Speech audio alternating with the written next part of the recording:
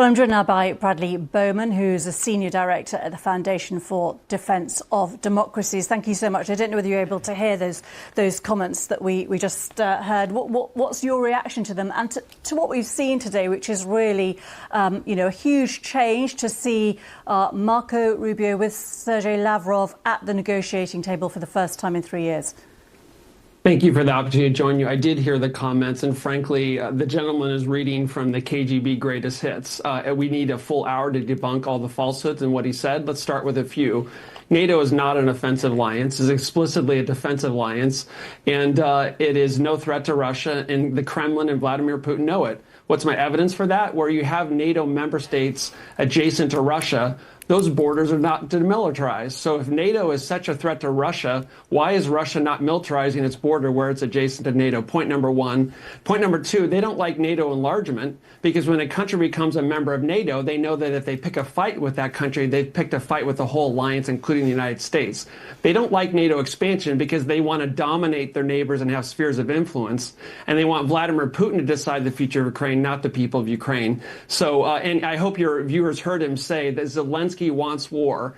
How rich is that the largest invasion in Europe is being blamed on the victim? That's like blaming a homeowner for a home invasion who's simply trying to defend his family. And did you also hear him appealing to democracy? This gentleman clearly is not looking at the same set of facts that we are. Donald Trump, however, has said in recent press conferences, again in the last few days, that potentially the wish of Zelensky to join NATO was potentially something that could have provoked this whole situation in the first place. We've seen a lot of debate about NATO expansion. When you look at the solutions now, with Russia again stating that they don't want to see any European troops or anyone who's a member of NATO, even under their own flag, on the ground, how much does that stymie a potential deal?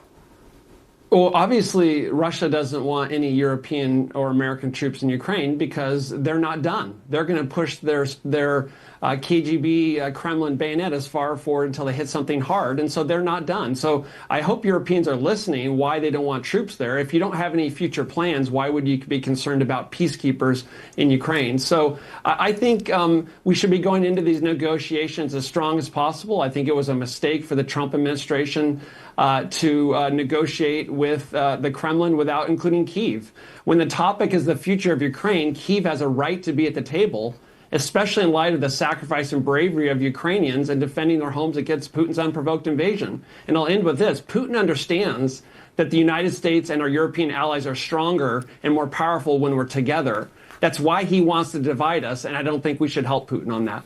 Marco Rubio did repeatedly say in questions after today's meeting that it was essential that Ukraine and the EU and all those involved obviously had to agree to any terms. The implication, obviously, is that they will be brought in further down the line. This is only the start of a pathway to talks. From what you heard from Marco Rubio, do you see a way forward now? You know, he's calling for a fair, enduring, and sustainable result. I would add the word just to that. He says all parties. That obviously includes Kyiv.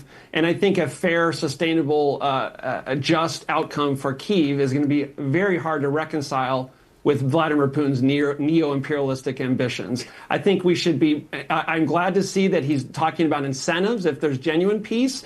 I'd like to see more of an American and European focus on consequences for this invasion, because we know that you have to have both carrots and sticks to have a successful outcome here. And I worry that the Trump administration has undermined its own negotiating position in the days leading up to these talks. OK, Bradley Bowman, many thanks indeed for joining us.